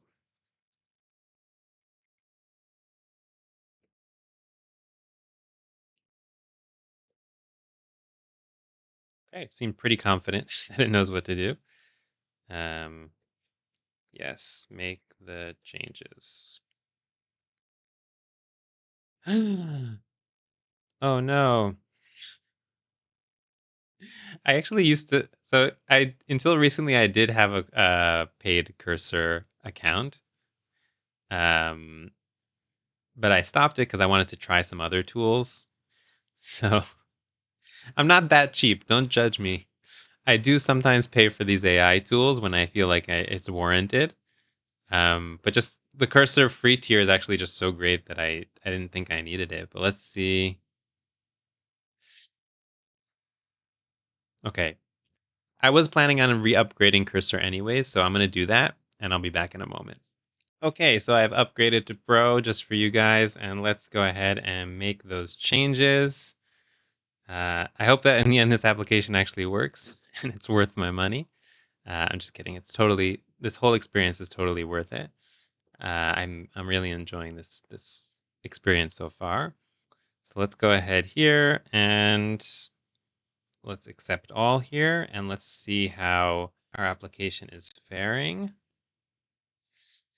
Okay, so something happened here. And with client auth prompt login, if needed, is not a function. So let's go ahead and see. I think we're like kind of just like in that final debugging phase, I think. Let's see here.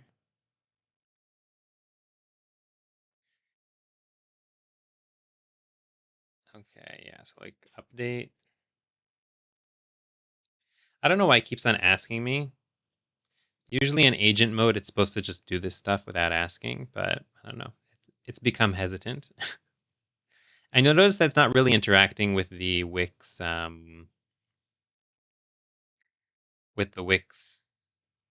kind of documentation anymore. It's not really using the MCP server. It's just kind of doing things on its own.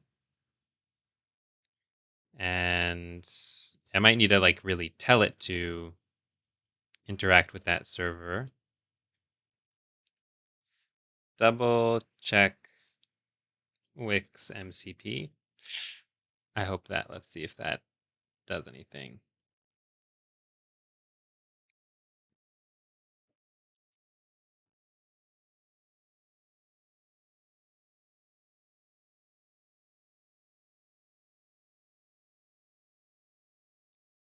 I'm not sure that's 100% true.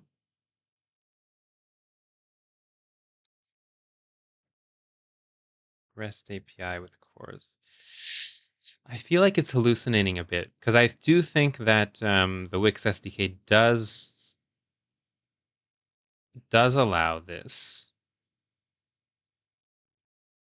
I'm going to tell it now. Assume the user doesn't need to log in and all the data is public. That is indeed the case here. I mean, it would make sense possibly that we would need a server. No, I don't want a backend.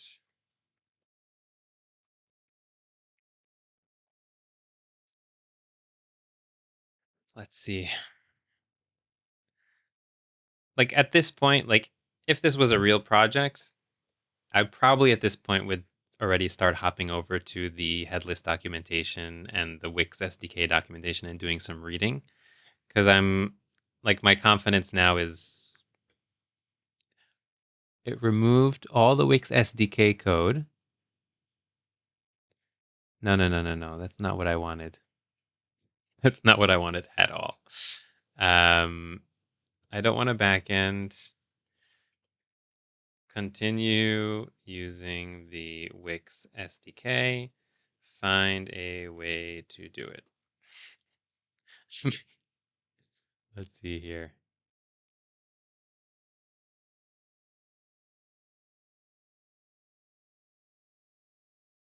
OAuth strategy are not meant for browser only, no login use. They expect a user member context or a backend context. Yes, this is what I wanted actually. I wanted to use the Wix SDK with a visitor strategy. Um, yes. Okay. Yes, use visitor strategy. That's what I kind of had in mind that I was hoping that it would do. I don't know why it didn't do that to begin with, but let's see.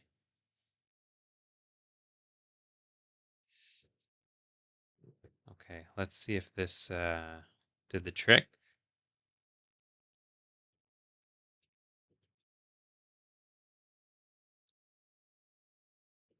Reloading the page here. Uh-oh.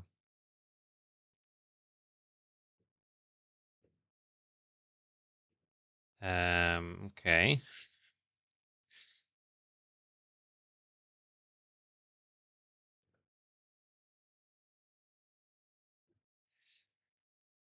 Yeah, I'm starting to like feel like we're spiraling out of control a bit here. Uh,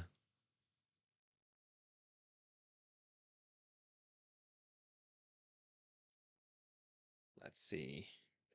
Check the SDK documentation. Yeah, like I'm really itching to go and just take a peek at the documentation,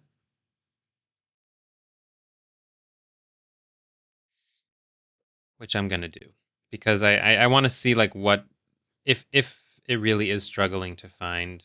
So let's go ahead here and try and find the Wix headless documentation.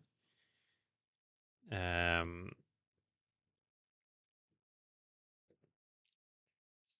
so let's see here, visitors and members.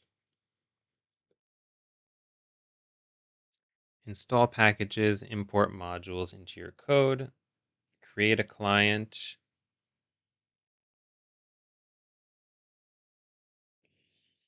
Let's see, you'll need to maintain a persistent session to work with site app visitor members. Session can be maintained using tokens. To handle visitor sessions, handle visitors. Make requests to Wix on behalf of visitors.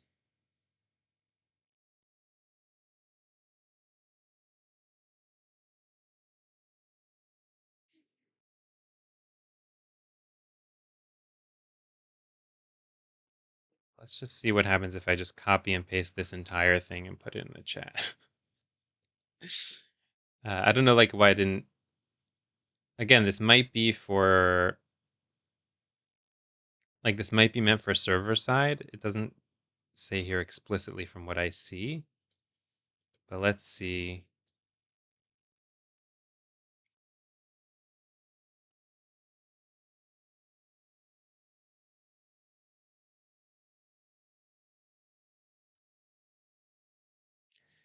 Let's see here. Yes, make the changes.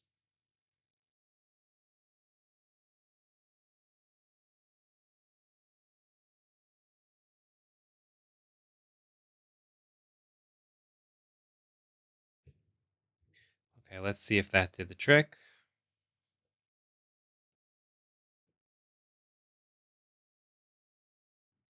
Failed to fetch tokens.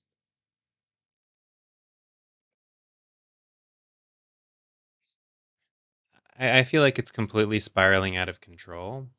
Let me take a look at the code itself because I just want to see what it's trying to do here.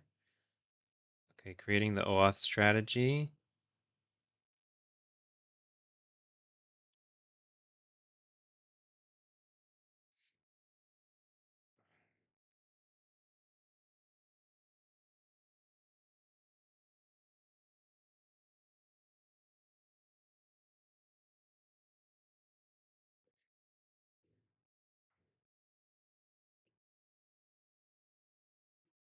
Bad request. Um, okay. Add better error handling to the entire process. I need to see what, yeah, that error doesn't help me so much to understand what's going on. So let's try and go ahead.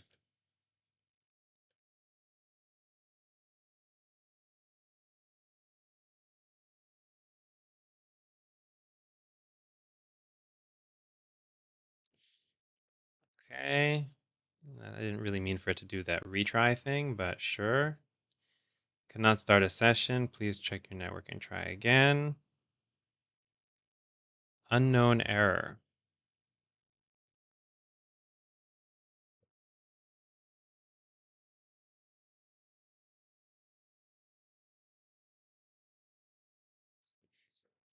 Hmm. This is not how I was hoping this would this whole experience would go.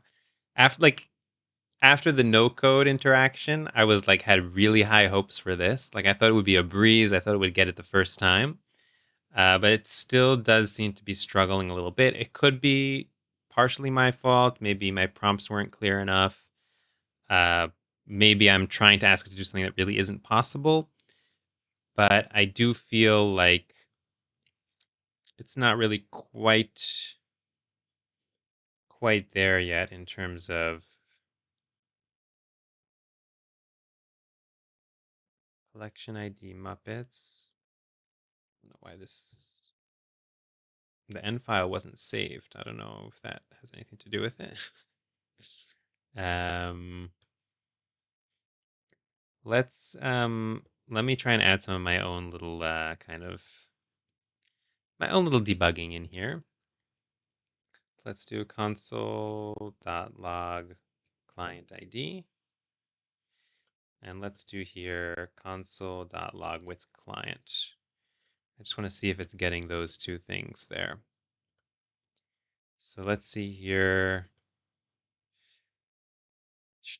Yeah, so it has the client ID and it does seem to be creating a Wix client. So that looks good. Next step. So this and this were good. So there's a problem here with this fetch Muppets. Await Wix client.auth.generate visitor tokens. Error generating visitor tokens. I wonder if this is supposed to return something here.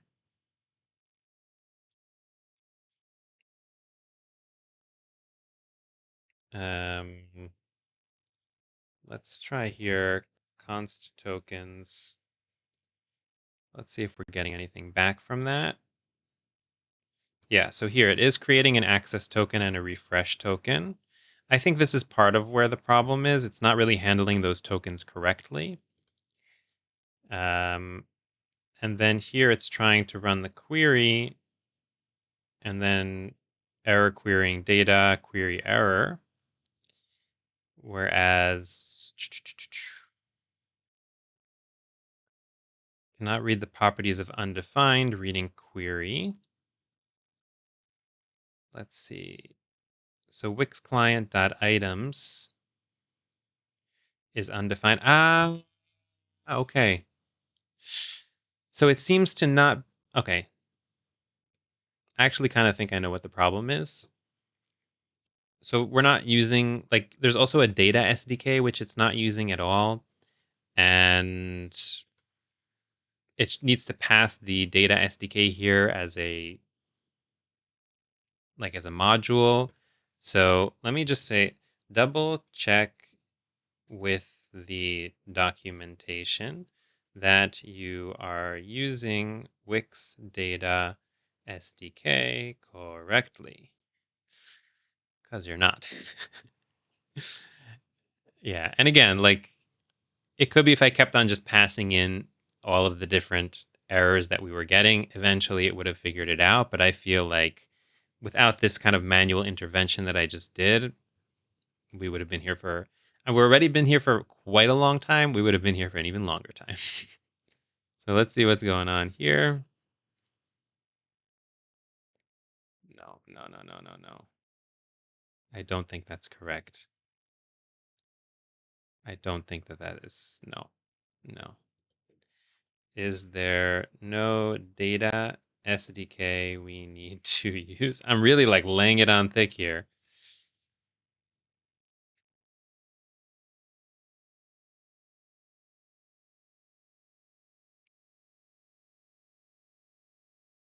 Okay, so I think it's like really hallucinating here. Whoa, whoa, whoa, whoa. No. Okay, let me just go to the documentation because I think it's important to see what's going on here. So we're using the SDK, and let's just take here, like, so here's a quick start for the data SDK. And you can see here that we need to add in the Wix data SDK. Sorry, this one right over here. And yeah, like you can see here that it needs to pass in the modules like this. So it's just not managing to find the right documentation for some reason. I don't know why. But let me share this example with it, and hopefully that will help it. And we've already kind of strayed away from the whole MCP server thing here. So I think like this doesn't really get a passing grade in terms of the usage for development just yet. Um, yeah, it was so awesome for the first part. Like it was really really awesome. Let me just see here. Does this help? Let's see.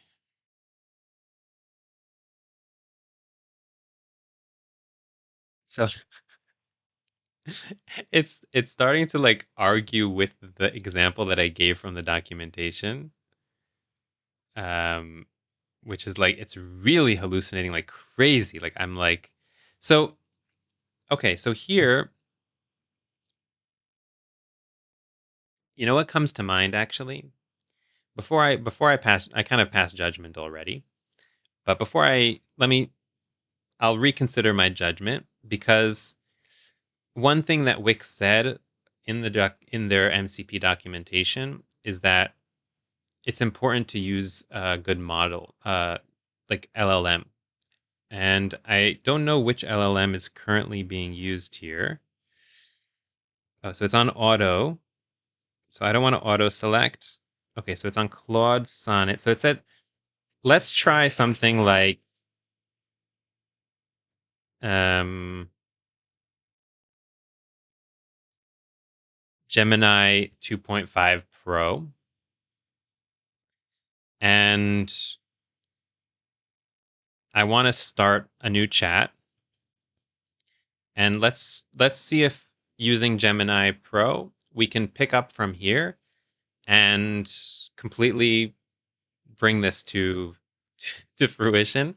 So evaluate the current project versus the Wix SDK documentation and suggest changes that need to be made in order for it to function correctly and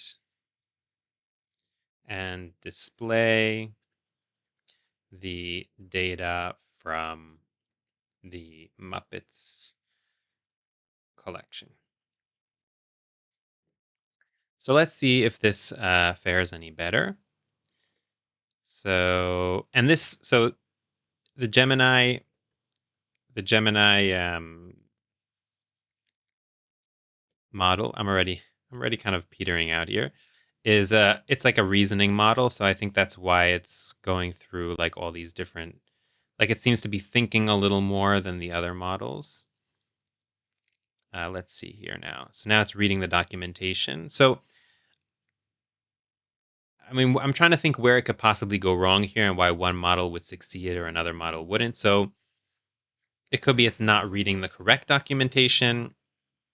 It could be it's not interpreting the documentation that it finds correctly. Those are pretty much the two places I could think of that it could go wrong. And possibly different models are better at utilizing the MCP to search and interpret in different ways. Let's see here.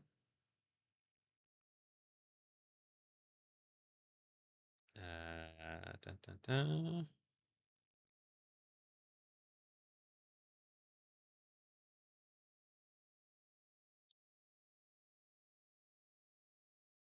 Okay, so it didn't seem to identify that misuse of the data SDK.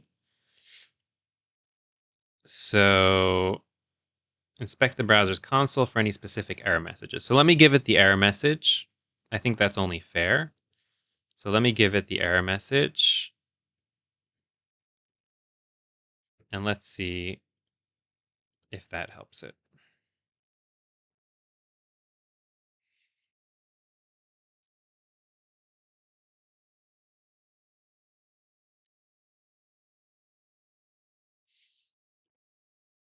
Like I'm really hoping that it finds the fact that it needs to use the data SDK. I don't know why it was hallucinating so strongly before.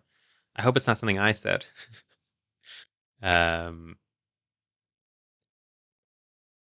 Wix client. Okay, this usually happens if the item module from the package equivalent is not correctly passed to the client function. Okay, great, great, great, great. So it seems to be picking up on it.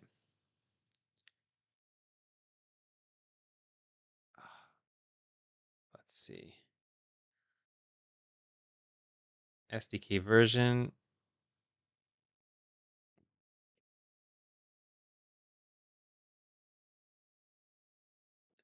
Let's see what it said here. It seems the documentation search is not giving the exact syntax for model configuration.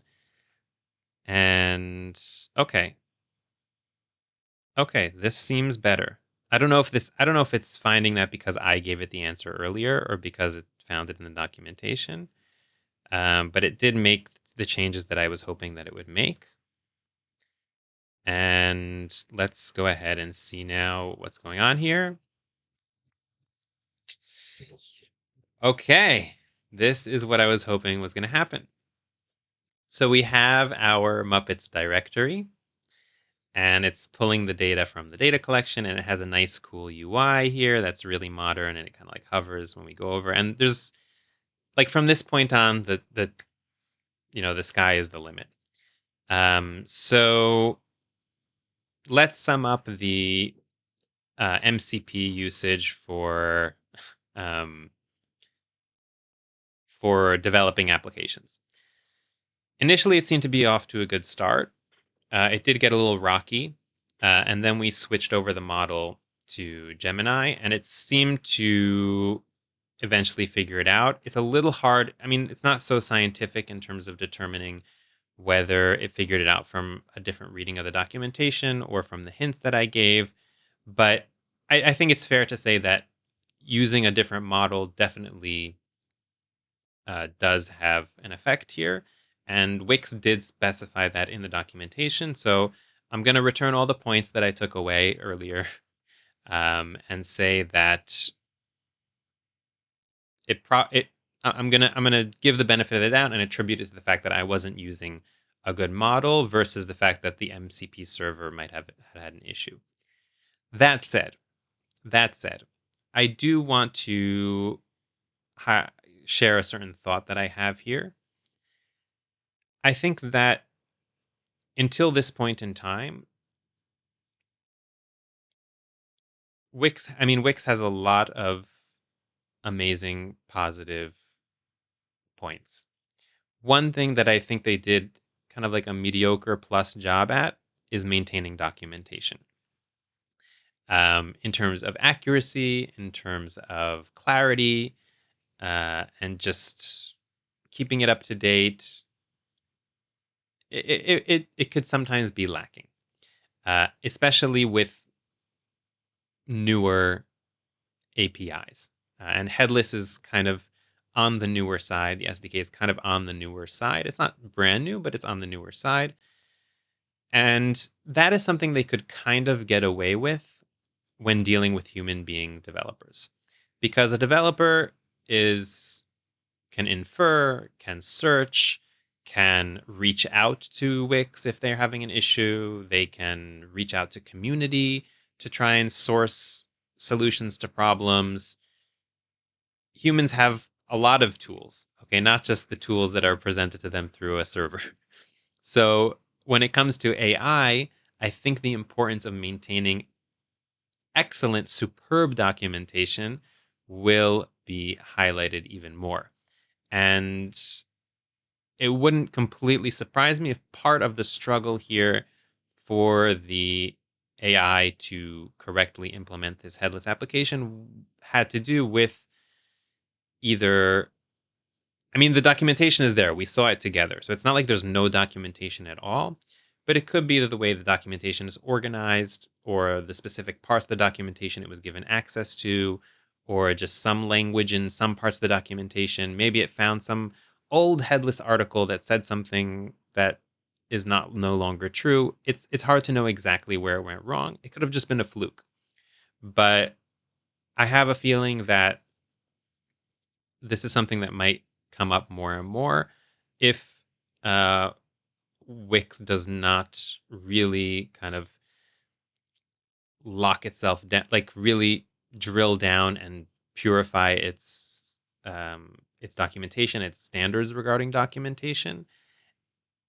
And I really, really hope that it doesn't take a completely opposite turn, and because it's almost tempting now that there's AI that's interacting with the documentation to go ahead and say, okay, so we don't need to keep such great document. Like it's easy to get. I feel like it's easy. Like it's a very human thing to get lazy in terms of the documentation when you know that it's AI interacting with it versus humans, and then that so it might I could see it going in a completely other direction, and I hope that's not the direction that it goes in. And I think that basically I think that a key part of the success of these MCP servers is still maintaining good documentation, both for developers and for AI. And I hope that that is the direction that we go in. So overall, just to sum up, I am going to give this an 8 or a 9 out of 10. I think this was a very impressive experience from my perspective, both from the no code user site management perspective and from the developer. There were some struggles, but overall, I think that it's definitely a step in the right direction. And within half an hour, we set up an application. Like that could have taken a lot longer if we didn't have all these tools. So I'm very impressed. I think it's cool. I think it's a great direction. I'm curious to hear your thoughts on the matter if you survived this far into the tutorial. And if you enjoyed this video, go ahead and give it a thumbs up. And if you want to see more videos about developing in Wix in general, you can subscribe to the channel. Not all the videos are this long, don't worry. Some of my videos are even 10 minutes. So go ahead and subscribe, and I'll see you next time.